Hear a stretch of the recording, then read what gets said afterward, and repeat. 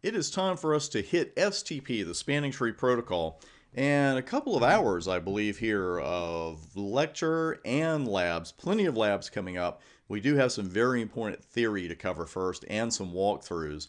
And first, we need to discuss why we need STP to begin with. You know, whether we're at layer 2 or layer 3, and that's, of course, switching at layer 2, routing at layer 3, we love redundancy. Absolutely love it. You know, we've got to have a backup path because a single point of failure for anything in today's networks, it's just not acceptable. We can't have a path go down between point A and point B and there be no other path to get there. We just can't have that. Now, with that in mind, there are really important differences between L2 redundancy and L3 redundancy.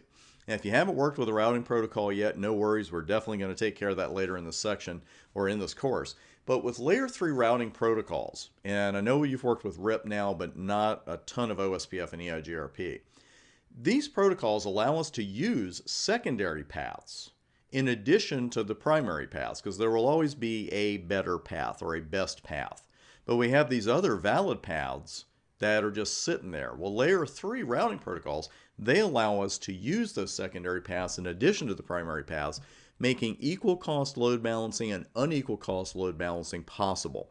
And if you're not familiar with those terms, you're okay. You will see them in action later.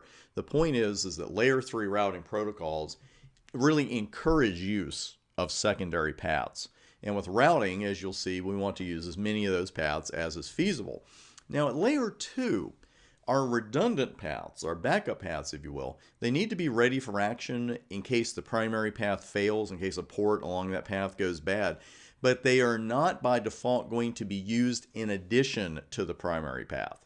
STP is going to discover a loop-free path, the best loop-free path, and then choose that path for use, and the other paths are just kind of on standby in case something goes wrong. What happens is that STP is going to block ports on the valid but less desirable paths, and really those paths are in standby. And anything, a cable goes loose, an actual port goes bad along that primary path, STP realizes that and says, hey, wait a minute, I got to start bringing some ports out of what we call blocking mode because now we need to use this backup path. Now, I've kind of used the terms, best path and, less desirable path. Well, where does that come from? What happens is that STP analyzes port speeds, and it would do so in this network as this is a lot of redundancy. It doesn't matter which switch needs to send frames to which switch. We have several different paths for them to get there.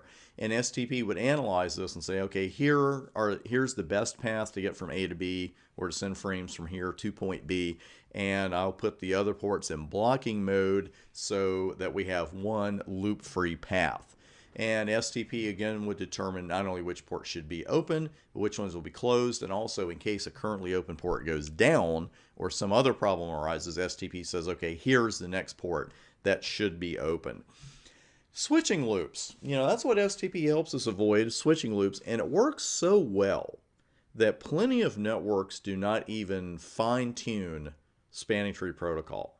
I hate to just say small network or medium-sized network, as these are, pretty relative terms. But at a lot of places, just 4 or 5 switches, maybe a few more, it's like, they don't even fine-tune STP because it works so well.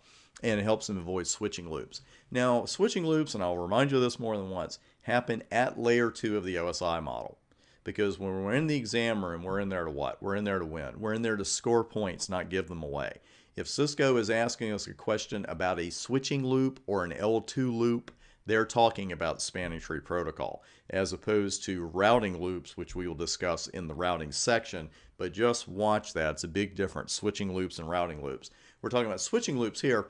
And what we mean is, going back to our 4-switch network here, if the switch in the upper left-hand corner wanted to send frames to the switch in the lower right-hand corner, STP will give it one path to do so. Because if STP didn't do that, the frames could be sent to one switch, which then sends them to another switch, which then sends them back to the original sender. Or the 2 switches could just start sending the frames back and forth to each other. And I'll actually show you, when we get to routing loops, I'll actually show you what one looks like. And it's pretty gnarly to use an ancient word, but it's just a real mess. Because what happens is the switches keep going back, excuse me, the frames keep going back and forth between different switches, but they never get to their destination. So if that sounds bad, that's because it is. And switching loops cause serious issues. Some are just annoying, but some are highly critical.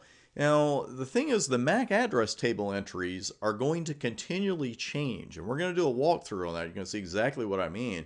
And some or all of the frames sent to point B will never get there. So what happens also with these MAC address table entry changes is we end up with a lot of frame flooding. So there's an unnecessary strain put on the switch CPUs right there. There's a larger chance of what we call a broadcast storm, where our switches just end up getting pounded with broadcasts that are being forwarded and forwarded and forwarded and forwarded because of these changes to the MAC address table, and you just end up with more and more and more broadcasts. And it gets to the point where the switches literally can't do their job of switching legitimate traffic, legitimate frames, because they're handling so many of the broadcast frames.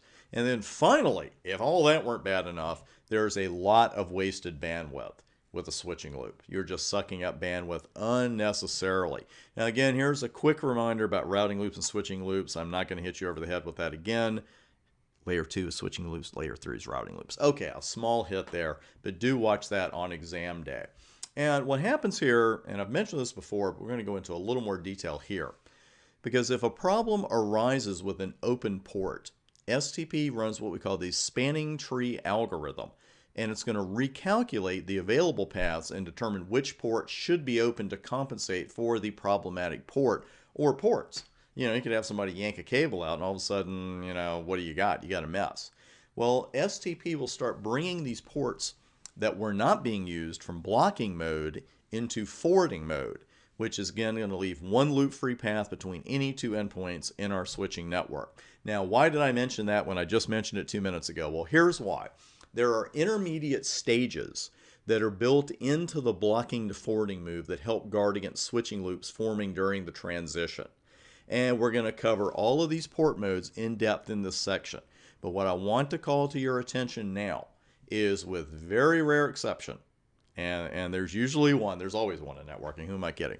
But as a rule, ports are not going to go from blocking to forwarding just like that, you know, in half a second. It's not going to happen, because if they did, let's say that we had what we call a flapping link. And a flapping link can be caused by several different things, but what it is, it's just a link that is up one moment and down the next. Up one moment, down the next. Maybe you've got a port that's shorting out. Maybe you got a bad cable. And it's fine for 1 minute, and then it goes down for 5 seconds. Then it comes back up. Well, the thing is, if that continues to happen, STP is going to compensate for it, but you don't want STP bringing those blocked ports into forwarding mode just like that.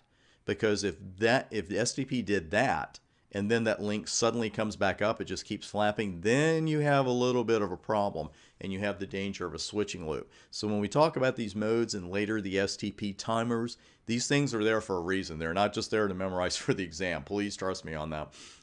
They are there for a purpose, and that is to prevent switching loops from forming.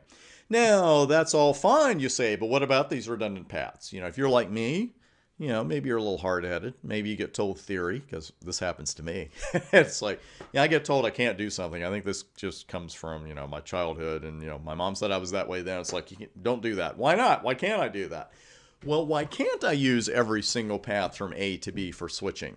You know, like we do for routing. Why can't I use all the paths? Well, what we'll do when we come back is have a walkthrough in a network where STP is not in use. And you'll see exactly what I mean, and that is coming up next.